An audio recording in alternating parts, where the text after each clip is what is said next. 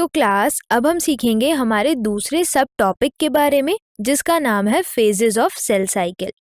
तो जो cell cycle है उसे हमने दो इम्पॉर्टेंट फेजेस में डिवाइड किया है। जो पहला फेज है उसे हम बोलते हैं इंटरफेज और जो दूसरा फेज है उसे हम बोलते हैं एम फेज या माइटोसिस फेज।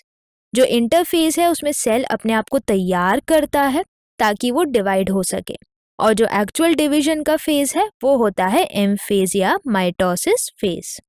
तो अगर हम बात करें ड्यूरेशन ऑफ सेल साइकिल की, तो जो पूरी साइकिल है उसमें मेजॉरिटी पार्ट जो है वो इंटरफेस कवर कर लेता है और जो रिमेनिंग पार्ट है वो एम फेज या माइटोसिस फेज कवर करता है। तो अगर हम इसे एग्जांपल के थ्रू समझें तो जो ह्यूमन सेल है या एक टिपिकल यूकैरियोटिक सेल है उसकी जो 24 आवर एवरेज ड्यूरेशन है सेल साइकिल का, उसमें से जो सेल डिवीजन है वो सिर्फ 1 घंटे में ख़त्म हो जाता है।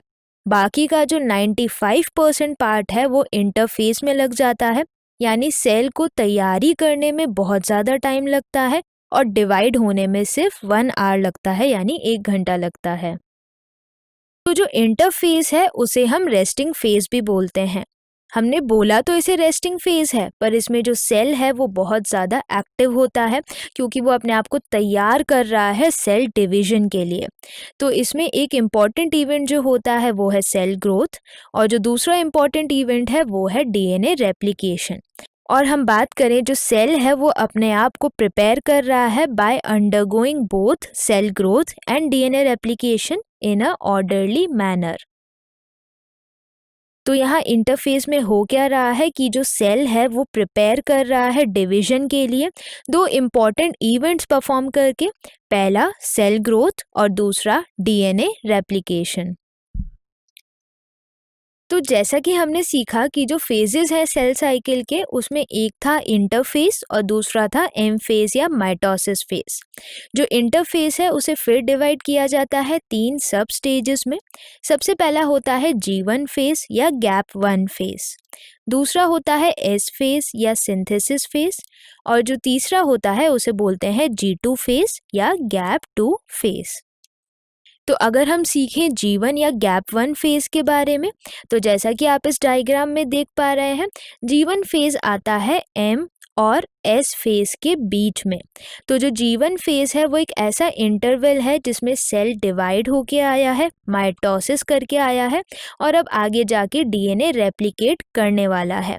तो जो G1 फेज है उसमें सेल बहुत ज़्यादा एक्टिव होता है, यानी सेल इज़ मेटाबॉलिकली एक्टिव। और इसी के साथ साथ हम बात करें इसमें सेल कंटिन्यूसली ग्रो करता है पर अपना डीएनए रेप्लिकेट बिल्कुल भी नहीं करता है। इसके बाद हम बात करें एस फेज या सिंथेसिस फेज के बारे में। इसमें होता है एक इम्पॉर्टेंट स्टेप जिसे हम बोलते हैं डीएनए सिंथेसिस या डीएनए रेप्लिकेशन। तो जो अमाउंट है डीएनए का हर एक सेल में वो डबल हो जाता है, कौन से फेज में? एस फेज या सिंथेसिस फेज में। तो जैसा कि आप यहाँ पर देख पा रहे हैं यहाँ पर डीएनए कंटेंट आपको न्यूक्लियस के अंदर कम नज़र आ रहा होगा, लेकिन एस फेज के बाद डीएनए कंटेंट डबल हो जाता है। तो यहाँ पे आप देख पा रहे हैं कितना ज़्यादा डीएनए कंटेंट आपको नज़र आ रहा है। तो फॉर एग्जाम्पल एस फेज के पहले यानी जब हम G1 फेज में थे उसमें DNA content let's say 2C था। तो एस फेज के बाद वो क्या हो जाएगा? एस फेज के बाद डीएनए कंटेंट हो जाएगा 4C। तो हम यहाँ पर बोल रहे हैं कि एस फेज एक ऐसा इम्पॉर्टेंट फेज है जिसमें जो डीएनए कंटेंट है वो डबल होता है ताकि सेल डिवीजन के टाइम पे वो डॉटेड सेल्स में डिवाइड हो सके। लेकिन हमें यहाँ पर एक इम्पॉर्टेंट बात नोट करनी है और वो ये है कि एस फेज के बाद जो क्रोमोसोम नंबर है एक सेल के अंदर वो बिल्कुल भी नहीं बढ़ता है। तो जैसा कि आप देख पा रहे हैं फॉर एग्जांपल सेल के अंदर पहले भी 2 क्रोमोसोम थे, अभी भी 2 क्रोमोसोम ही हैं। तो क्रोमोसोम नंबर इंक्रीज नहीं होता है एस फेज में, सिर्फ जो डीएनए है वो डबल हो जाता है।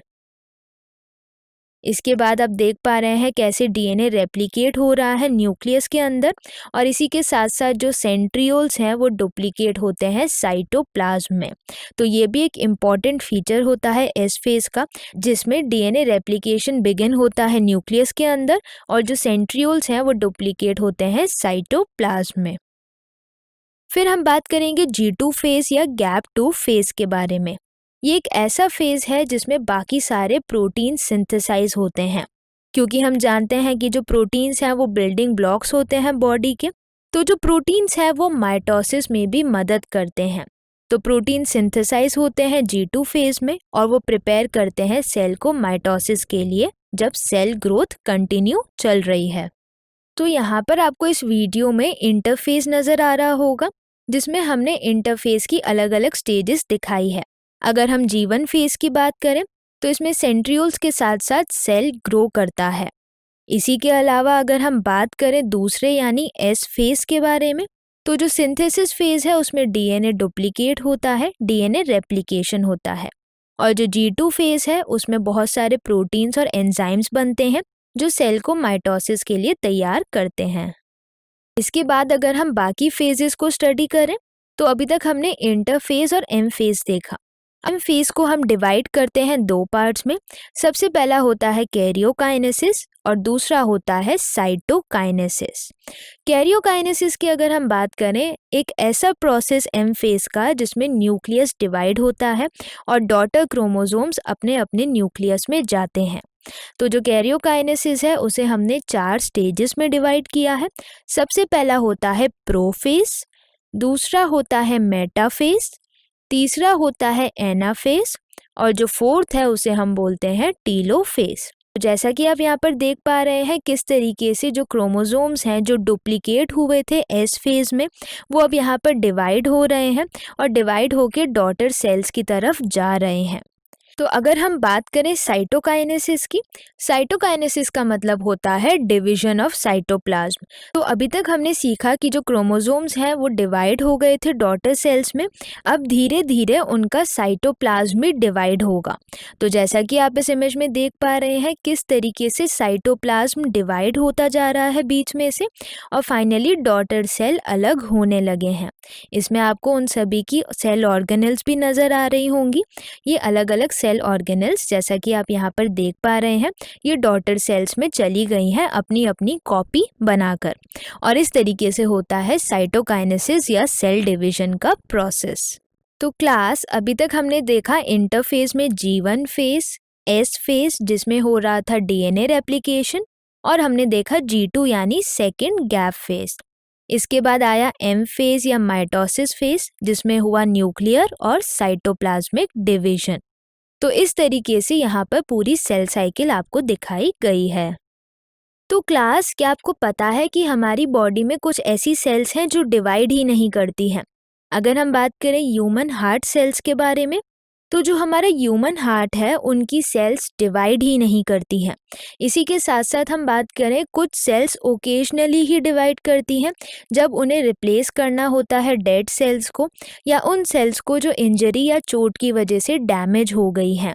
तो हम बात करें, ये जो सेल्स हैं ये सेल डिवीजन में आगे जाती ही नहीं है, सेल साइकिल को फॉलो ही नहीं करती है। तो फिर ये कहाँ जाती हैं? ये सेल्स एंटर करती है एक स्टेज में जिसे हम बोलते हैं क्यूसेंट स्टेज या G0 स्टेज। अभी तक हमने ये सीखा कि जो सेल है वो इंटरफेज में सबसे पहले G1 में जाती है, फिर S फेज में DNA रेप्लिकेट करती है, फिर G2 में प्रोटीन सिंथेसिस करती है।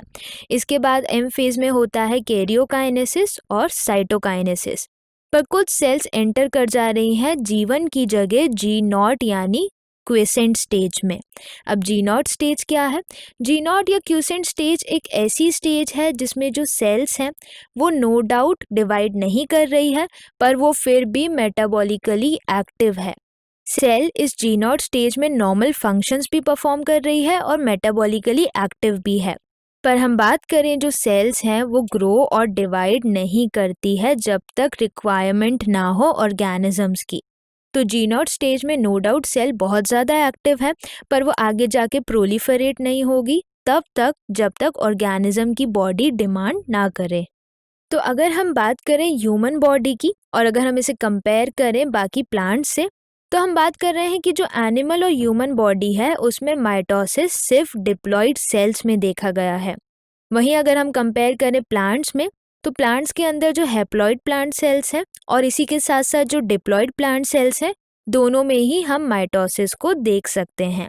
तो जो प्लांट सेल्स हैं उनके अंदर दोनों तरीके की cells mitosis cell division show करती हैं, लेकिन जो एनिमल बॉडी है उसमें सिर्फ डिप्लॉइड सेल्स में ही माइटोसिस देखने को मिलता है।